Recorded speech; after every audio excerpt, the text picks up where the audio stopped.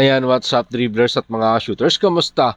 Kamusta po kayo? Plano ni Coach L.A. Tenorio para sa Magnolia sa susunod na conference at gusto namang baguhin ni Coach Tim Cone ang naratibo ng script laban sa San Miguel Beermen. Tara, pag-usapan talakayin po natin yan dito sa video ito. Matapos po ako maglambing sa inyo ng isang like, share, comment down below, and don't forget to subscribe and hit that notification bell button para lagi po tayong updated sa ating pong mga video. At lahat po ng ating shoutout ay nasa dulong bahagi lang po ng bidyong ito. Malakas nga po ang loob ni Magnolia Chicken Templados head coach, Coach L.A. Tenorio, ang maagang magplano para sa kanyang kupunan para sa susunod na conference. Matapos nga po silang hindi makakapasok sa semifinals ng Philippine Cup. Sinabi nga po ni Coach L.A. Tenorio na inaasahan niyang babalik silang malakas at magsasamang-samang muli ang kanyang mga manlalaro na ilan ay nagkaroon nga po ng injury tulad na nga lang po ni Paul Lee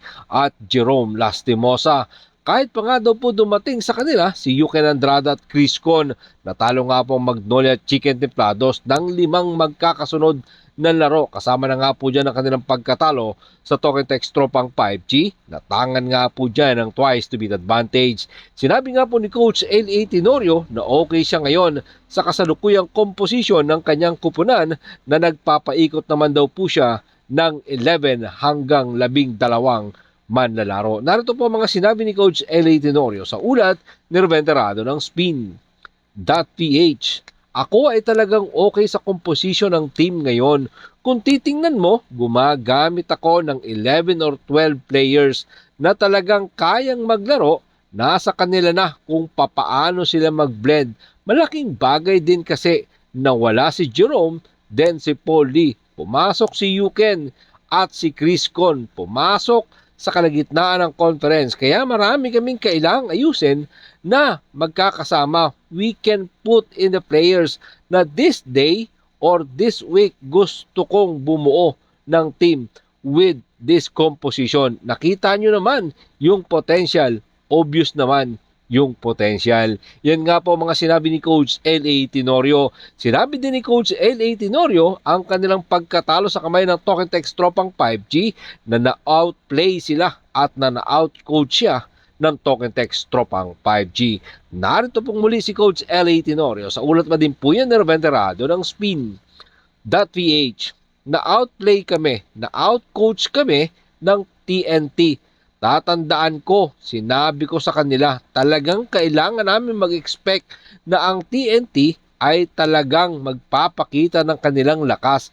Sinabi ko din sa kanila na kung gusto nilang maging malakas ng team dito sa PBA, kailangan talunin ang isa sa malakas na kupunan. Yan nga po mga sinabi ni Coach L.A. Tenorio sa kanyang kupunan na Chicken Templados or Magnolia Chicken Templados. So let's see what happened the next conference para dito sa Magnolia Chicken Templados ni Coach L.A. Tenorio. At eto, punta naman tayo sa mga sinabi ni Coach Tim Cone. Tinitingnan nga po ni Barangay Ginebra San Miguel ang kanilang posibleng gawin sa bakbakan nila kontra sa kanilang sister team na San Miguel Beermen na magsisimula nga po ang kanilang bakbakan this coming January 4, 2026 sa loob ng Smart Araneta Coliseum. Inaayos nga po ng Gene Kings ang pakikipagbakbakan sa kanilang sister team na San Miguel Beermen matapos nilang talunin ng Converge Fiberxers sa isang overtime win 99-98 matapos nga pong isalpak ni Stephen Holtz ang isang pampanalong 3-pointers sa epic game from behind victory. Sinabi ni Coach Tim Cone na kilala sila ng San Miguel Beermen at kilala din nila ang San Miguel Beermen. Kaya naman, narito po ang mga sinabi ni Coach Tim Cone sa ulat pa din po yan ni Jen Ramos sa Spin.ph. Kilala namin sila at kilala din nila kami.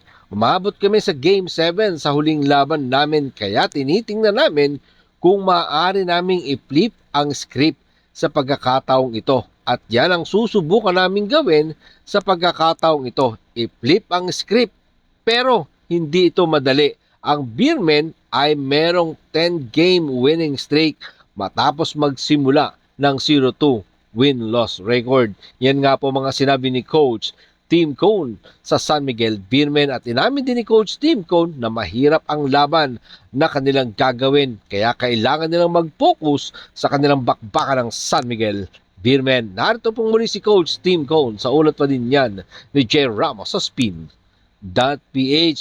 Alam ko magiging mahirap ito.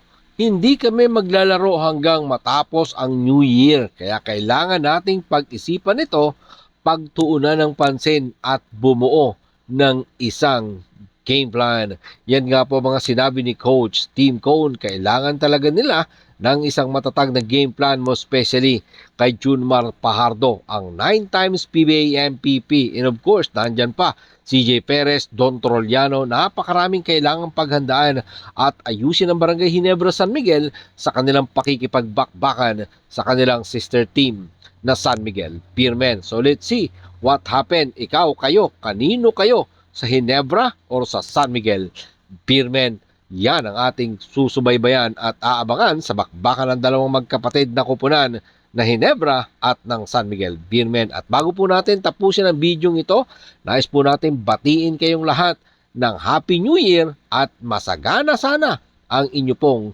bagong taon. Maraming salamat po sa inyong panonood at anuman po ang inyong maging opinyon, dyan po natin yan pag-usapan sa comment section. Ingat and God bless everyone. Adjourn. Pero katulad po ng ating nakagawian, bago po natin tapusin ang ating video, shoutout po kina